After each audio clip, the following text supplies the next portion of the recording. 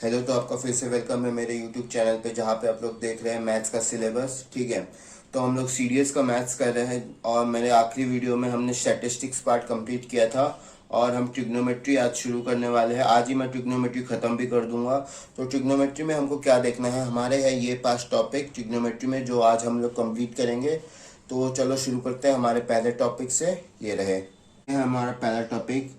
ये है sine x cos x and ten x का वैल्यू निकालना है जब हमारा डिग्री 0 हो और 90 डिग्री के बीच में। ठीक है, ओके। तो हम अभी देख लेते हैं।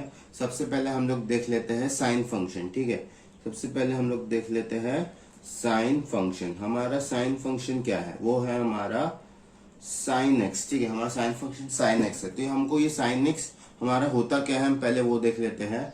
तो सपोज कर लेते हैं एक सर्कल है। ठीक है, ये एक सर्कल है। इस तरफ हमारा एक एक्सिस जा रहा है और एक इस तरफ हमारा जा रहा है। ठीक है, तो यहाँ पे हमारा एक सपोज करते एक डॉट, और ये जो एंगल हमारा बनाएगा, ठीक है, ये जो एंगल है ये है हमारा एक्स। ठीक है, ये पार्ट है, ये हमारा 1 है। ये है हमारा एक्स एंगल। ठीक है, ये हमारा एक्स एंगल है और यहाँ पे डॉटेड लाइन ये जो है हमारा, ठीक है, ये है हमारा साइन एक्स। ओके, इसको हम लोग बोलते हैं साइन एक्स। ठीक है, ये आप समझ गए होंगे। और हमको अभी क्या निकालना है, हमको बोला है जब हमारा x की वैल्यू डिग्री 0 और डिग्री 90 के बीच में हो। ठीक है, तो इसको हमको क्या निकालना है, हमको निकालना है डिग्री 0 के और डिग्री 90 के बीच में हो। तो वो हमारा क्या होता है, उसको हम ग्राफ के थ्रू देख लेते हैं। जो हमारा साइन एक्स का ग्राफ होता है, ठीक है, तो ये हमारा ग्राफ है। सपोज कर लेते ये हमारा 1 है, तो हमारा साइन एक्स का ग्राफ कैसे होता है, वो हमारा होता है इस तरीके से। ठीक है, वो हमारा इस तरीके से होता है। ये जो है ये है हमारा 360। अगर ये 360 है तो हमारा ये 90 है। ठीक है, तो हमारा ग्राफ क्या जा रहा है, हमारा ग्राफ जा रहा है 0 से 1 में। ठीक है, 0 से 9, ये हमको पता है ये 0 है। 0 से 90 जाने के लिए हमारा क्या है, 0 से हमारा 1 तक जा रहा है। ठीक है, तो ये है हमारा साइन एक्स का। ठीक है, अब हम देख लेते हैं कोसाइन फंक्शन का। ठीक है, तो अब देख लेते हैं हम लोग कोसाइन फंक्शन का। कोसाइन फंक्शन क्या है, ये है हमारा कॉस एक्स। ठीक है, ये क्या है हमारा कॉस एक्स। ओके, तो कोसाइन फंक्शन हमारा है क्या, मतलब वो कौन सा वो है, वो देख लेते हैं हम लोग। तो फिर से हम लोग ये ले लेते हैं, हम लोग ले लेते हैं एक सर्कल। ठीक है, एक सर्कल ले लिया, इसको हम लोग ले लेते हैं। ओके, यहाँ पे एक डॉट ले लिया, ये हमारा, ये क्या है हमारा एक्स है। ठीक है, कॉस एक्स हमारा कौन सा पार्ट होगा, हमने बोला था कि ये हमारा साइन एक्स, जब यहाँ से ये लाइन वो हमारा साइन एक्स है। कॉस एक्स होता है हमारा ये। ठीक है, ये होता है हमारा कॉस एक्स, ये पार्ट 1 है। ठीक है, ये बात है, ये हमारा कॉस एक्स होता है। ठीक है, कॉस एक्स समझ गए। तो कॉस एक्स अब हमको कितने का बीच में निकालना, हमको निकालना वही 0 डिग्री से हमको निकालना है 90 डिग्री के बीच का। ओके, 0 डिग्री से 90 डिग्री के बीच का हमको निकालना है। तो अब इसकी वैल्यू क्या होती है, इसको भी हम लोग ग्राफ से ही देख लेंगे। इसको भी हम लोग ग्राफ से देख लेते हैं। ठीक है, ये हमारा ग्राफ हो गया। ओके, ये हमारा ग्राफ है, ये हम ले लेते हैं 1, ये है 0। अब इसमें क्या होता है, हमारा ग्राफ 0 से स्टार्ट नहीं होके हमारा ग्राफ शुरू होता है यहां से। ठीक है, हमारा ग्राफ शुरू होता है यहां से। ये जो पार्ट है ये है हमारा 360। जब ये हमारा 360 है तो ये क्या है, ये है हमारा 90। इसमें क्या हो रहा है, हमारा 1 से शुरू करके 0 तक जा रहा है। ठीक है, हमारा 1 से शुरू करके 0, मतलब नीचे तो 0 ही होगा ना। ठीक है, इतना समझ गए, हमारा ये बढ़ के यहाँ से हमारा नीचे आ रहा है। ठीक है, इतना समझ गए। अब हम लोग देख लेते हैं, अगला अपना है tan फंक्शन। ठीक है, उसको हम लोग बोलते हैं टेंजेंट। क्या बोलते हैं हम लोग उसको, हम लोग बोलते हैं tangent function, FUNCTION, tangent function.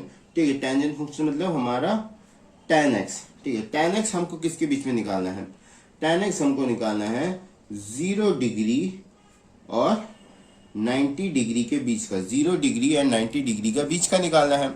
तो उसका कैसे निकालेंगे हम, उसका देख लेते हैं ग्राफ के थ्रू। सपोज ये हमारा ग्राफ है, ठीक है, और ये 1 है, ये 1 है, ये 2 है, ओके।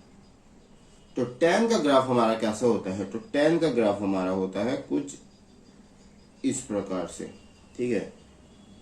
तो tan का हमारा ग्राफ क्या होता है, हमारा tan का ग्राफ होता है इस प्रकार से। तो ये प्रकार से हुआ ना, तो ये हमारा अराउंड पड़ता है यहाँ पे 90 डिग्री, ओके। ये हमारा क्या हो जाएगा 90 डिग्री। तो ये हमारा क्या हुआ, 0 से शुरू हुआ पर हमारा ये इन्फिनिटी तक जा रहा है, ठीक है, ये इन्फिनिटी तक जा रहा है, ओके। इतना समझ गए। और ये जब जाएगा ये वापस इसके यहाँ पे आएगा, ठीक है, और ये फिर से हमारा ये इधर चलेगा और ये कंटिन्यू होते हुए फिर से हमारा यहाँ पे आएगा और ये ऐसे होता है हमारा tan का x, ठीक है, tan का ग्राफ हमारा, ठीक है। तो अब अपना अगला टॉपिक देख लेते हैं। तो अपना अगला टॉपिक देख लेते हैं cos x and tan x for x degree 0, 30, 45, 60 and 90, ठीक है। तो इसके लिए सबसे पहले टेबल बना लेते हैं। तो ये रहा अपना टेबल, तो ये रहा टेबल। अब टेबल को हम लोग कर लेते हैं फिल, ठीक है। तो cos x का 0 डिग्री कितना होता है, cos x का 0 डिग्री होता है 1, हमने ग्राफ में देख लिया था, ठीक है। अब cos x का 30 डिग्री क्या होगा, cos x का 30 डिग्री होगा √3/2, ठीक है। 45 डिग्री क्या होगा 1/2 60 डिग्री होगा 1/2 एंड 90 डिग्री होगा हमारा 0, ठीक है। 90 डिग्री 0, ये भी हमने देख लिया था। अब हम लोग आगे देख लेते हैं। tan का 0 डिग्री क्या है, tan का 0 डिग्री हमने देखा था होता है 0, ठीक है। 30 डिग्री होगा हमारा 1/√3, ठीक है।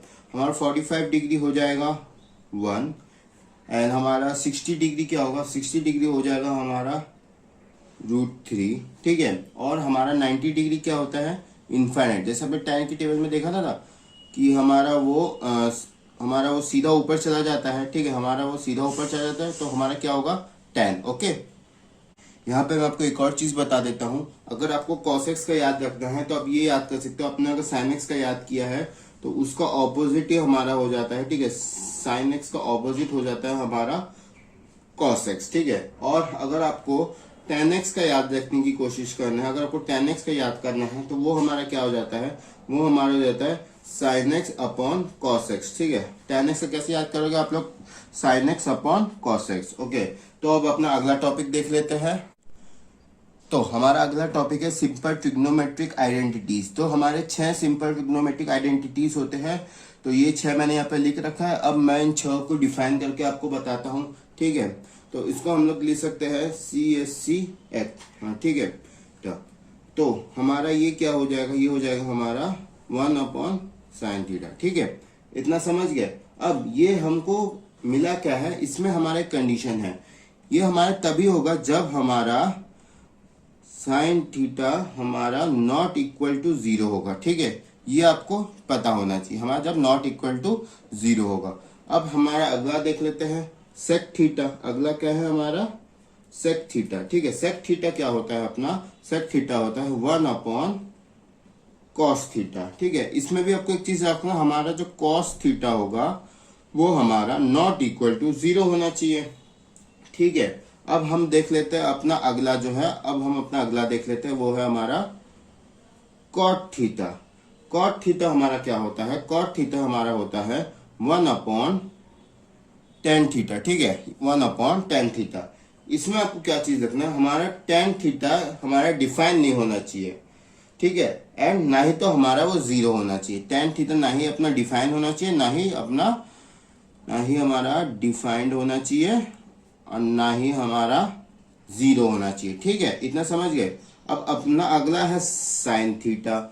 sin θ अपना क्या होता है, sin θ अपना हो जाता है 1/cosec θ, ठीक है। इतना समझ गए। अब इसमें क्या होता है, हमारा जो ये है ये हमारा ना ही डिफाइंड होना चाहिए, ना ही तो ये हमारा इक्वल टू 0 होना चाहिए, ठीक है। ना ही अपना डिफाइंड होना चाहिए, ना ही डिफाइंड होना चाहिए, ना ही हमारा 0 के बराबर होना चाहिए। अब अपना अगला देख लेते हैं। अगला क्या है, अगला है हमारा cos θ, ठीक है। अगला है हमारा cos θ। cos θ क्या हो जाता है हमारा कॉस थीटा हो जाता है 1/sec थीटा, 1/sec थीटा। तो 1/sec थीटा, अब हमारा इसमें एक कंडीशन क्या है, हमारा sec थीटा ना ही तो डिफाइन होना चाहिए ना ही 0 के बराबर होना चाहिए। तो क्या नहीं होना चाहिए, ना ही हमारा ये डिफाइंड होना चाहिए, ना ही हमारा ये 0 के बराबर होना चाहिए। ठीक है, अब अपना आखिरी देख लेते हैं। आखिरी क्या है, आखिरी है tan थीटा। tan थीटा कैसे डिफाइन करते हैं, tan थीटा को हम लोग करते हैं 1/cot थीटा। ठीक है, अब इसमें भी सेम कंडीशन, हमारा cot थीटा ना ही तो हमारे cot थीटा डिफाइंड होना चाहिए, ना ही हमारा cot थीटा डिफाइंड होना चाहिए, ना ही तो ये हमारा 0 के बराबर होना चाहिए। ठीक है, ये थे हमारे 6 ट्रिग्नोमेट्रिक आइडेंटिटी। तो चलो अभी अपने अगले टॉपिक की तरफ बढ़ते हैं। तो हमारा अगला वीडियो है यूज ऑफ ट्रिग्नोमेट्रिक टेबल। ठीक है, तो मैं इस वीडियो में आपको ट्रिग्नोमेट्रिक टेबल को यूज कैसे करते हैं वो नहीं बता सकता, तो मैं आपको ट्रिग्नोमेट्रिक टेबल दिखा दे रहा हूँ, और यूज ऑफ ट्रिग्नोमेट्रिक टेबल से हम क्वेश्चंस करेंगे, वो हम आने वाले जो हमारा क्वेश्चन पार्ट वाला वीडियो होगा उसमें करेंगे। ठीक है, तो मैं आपको बस यहाँ पर ट्रिग्नोमेट्रिक टेबल क्या है वो दिखा देता हूँ। तो ये रहा हमारा ट्रिग्नोमेट्रिक टेबल। तो ये है हमारा ट्रिग्नोमेट्रिक टेबल। ठीक है, तो इसको आप देख सकते हो, इसको आपको याद करना है, याद करने की जरूरत नहीं, इसकी टेक्निक्स भी होते हैं, अगर आप टेक्निक सीख जाते हो तो आपको इसको याद करने की जरूरत नहीं पड़ेगी।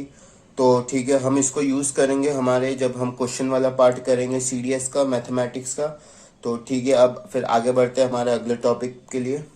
तो हमारा आज का आखिरी टॉपिक क्या है, वो है simple case of height and distance. ठीक है, तो इसमें हमको दो चीज ध्यान रखते हैं। इसमें हमको पहला चीज ध्यान रखना वो है एंगल ऑफ एलिवेशन, दूसरा है एंगल ऑफ डिप्रेशन। ठीक है, तो ये दो चीज हमको ध्यान देना है। तो सबसे पहले देख लेते हैं एंगल ऑफ एलिवेशन है क्या। सपोज हमारा ये हमारा बेस लाइन है, ये हमारा एक बिल्डिंग है। ठीक है, ये सपोज कर लेते हैं हमारा एक बिल्डिंग है।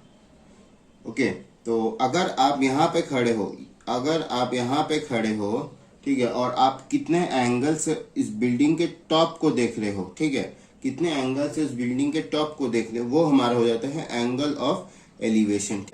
तो अब दूसरा देख लेते हैं angle of depression. Angle of depression क्या होता है, सपोज आप वही सेम कंडीशन, आप एक बिल्डिंग के टॉप में खड़े हो, ये एक बिल्डिंग है, आप इसके टॉप में खड़े हो। ठीक है, आप यहाँ से इसके नीचे एक पॉइंट, एक जगह पे देख रहे हो, यहाँ पे देख रहे हो। ठीक है, आप इस डायरेक्शन में देख रहे हो। ओके, तो ये जो एंगल है, ठीक है, जिस एंगल से आप नीचे देख रहे हो, सॉरी ये नहीं, माफ करना, ये आपका, ठीक है, ये जो एंगल, जिस एंगल से आप नीचे देख रहे हो, ये आपका हो जाता है एंगल ऑफ डिप्रेशन। ठीक है, ये आपका क्या हो जाता है, एंगल ऑफ डिप्रेशन। अब मैं आपको एक बेसिक इसको समझा देता हूँ। ये एक लाइन ले लेता है, आपको एंगल ऑफ एलिवेशन और डिप्रेशन में कंफ्यूजन नहीं होगा आगे। ठीक है, इसको A ले लेते हैं, इसको B ले लेते हैं। ओके, अब यहाँ पे क्या हो रहा है, ये एंगल और ये एंगल लेना है। इस एंगल में आप ऊपर देख रहे हो, इस एंगल में आप ऊपर देख रहे हो। ठीक है, तो ये क्या हो जाएगा हमारा, ये हो जाएगा हमारा एंगल ऑफ एलिवेशन। इस एंगल आप नीचे देख रहे हो तो आपका एंगल क्या होगा, ये होगा आपका एंगल ऑफ डिप्रेशन। ठीक है, इतना समझ गए। अब हम देख लेते हैं angle of elevation and depression को हम एक ट्रायंगल्स के हिसाब के इसमें देख लेते हैं, जिसमें हम sine theta, cos theta and tan theta की वैल्यू लेंगे। ओके, तो सपोज कर लेते हैं हम लोग एक ट्रायंगल ले लिया हम लोगों ने, ये हम लोगों ने यहाँ पे एक ट्रायंगल ले लिया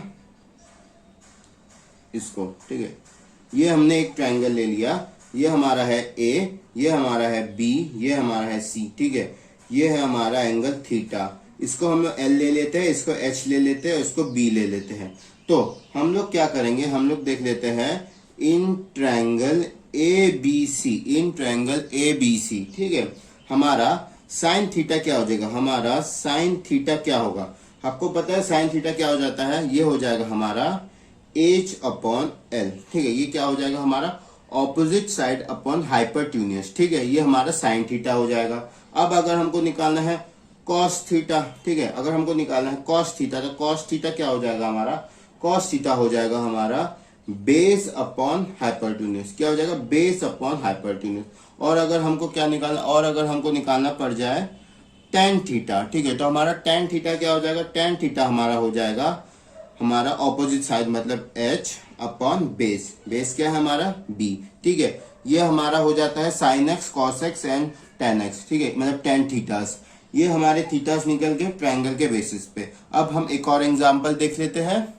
क्वेश्चन क्या दे रखा है, हमारा क्वेश्चन दे रखा है a man standing at a certain distance from building, ठीक है, observes at the angle of elevation of its top to be 60 degree, ठीक है, वो नीचे खड़ा है, नीचे से एक बिल्डिंग के ऊपर में देख रहा है, कितना एंगल ऑफ एलिवेशन बना के 60 डिग्री, ठीक है। आगे क्या बोला है, ही वॉक्स 30 yards away from the building, वो 30 yards और दूर चला जाता है बिल्डिंग के।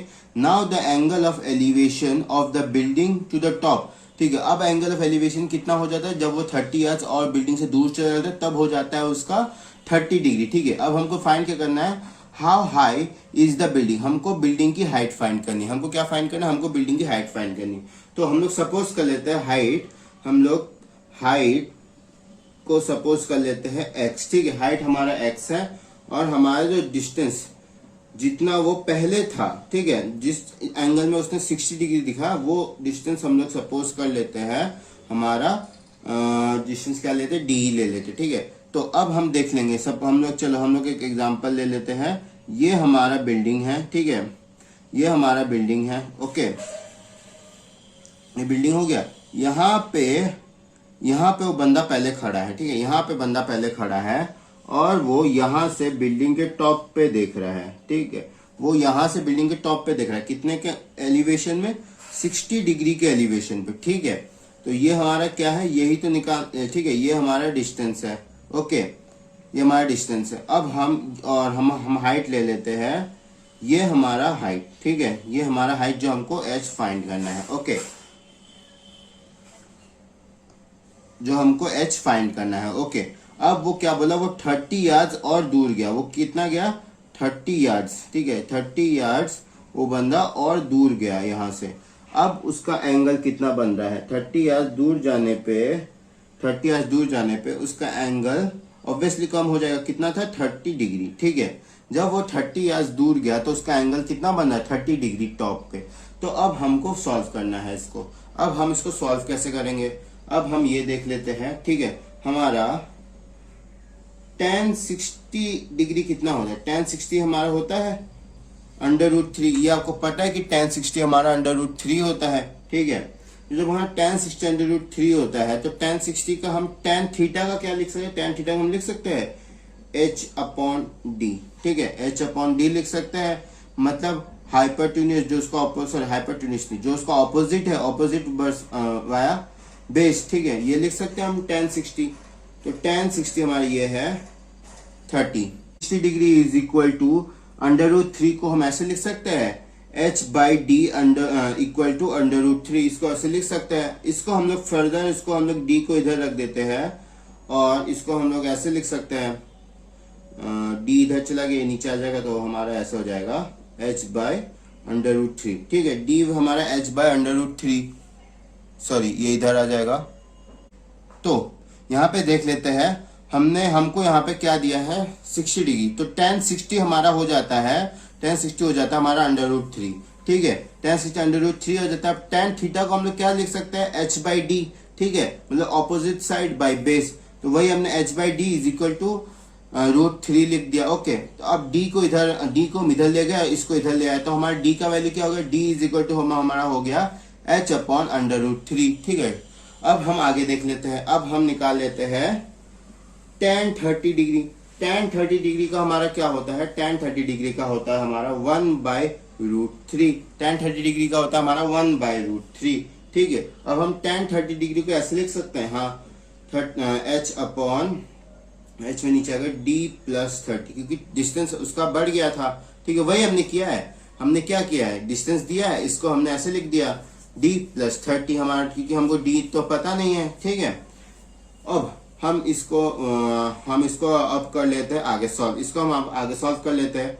इसको जब हम लोग क्रॉस मल्टीप्लाई करेंगे हमारा हो जाएगा √3h इज इक्वल टू हमारा हो जाएगा d+30, ठीक है, d+30 हो जाएगा। अब हमको पता है d क्या है, हमारा d हमने निकाल लिया था, तो वही उसको d की जगह पे पुट कर देते हैं। d की जगह पे जैसे हम पुट करेंगे h√3+30, ठीक है। अब हम क्या कर सकते हैं, इसको हम लोग इस तरफ ले आते हैं, इसको जब हम लोग इस तरफ ले आएंगे तो हमारा क्या हो जाएगा, माइनस हो जाएगा h√3 इज इक्वल टू 30, ठीक है, यहाँ तक समझ गए? यहाँ तक अगर समझ गए तो अब आगे देख लेते हैं। इसमें से हम h को कॉमन ले लेते हैं, इसमें से क्या कर लेते हैं हम लोग, h को हम लोग कॉमन ले लेते हैं। तो ये क्या हो जाएगा, √3 हो जाएगा, ये होगा 1/√3 इज इक्वल टू 30, ठीक है, √3 इज इक्वल टू 30 हो जाएगा। ओके, यहाँ तक समझ गया? अब हम करते क्या है, अब अगर हमको h की वैल्यू लेनी है, अब इसको अब नॉर्मली ये आपका इस तरफ आ जाएगा, ये हमारा क्या है, ये हमारा मल्टीप्लाई है, इस तरफ आ जाएगा, डिवाइड हो जाएगा, ठीक है। जब हम लोग इसको कम्प्लीटली सॉल्व करेंगे हमारा वैल्यू आ जाएगा 15/√3, ठीक है। अब ये हमारा ऑलमोस्ट सिमिलर हो जाएगा हमारे 26 के।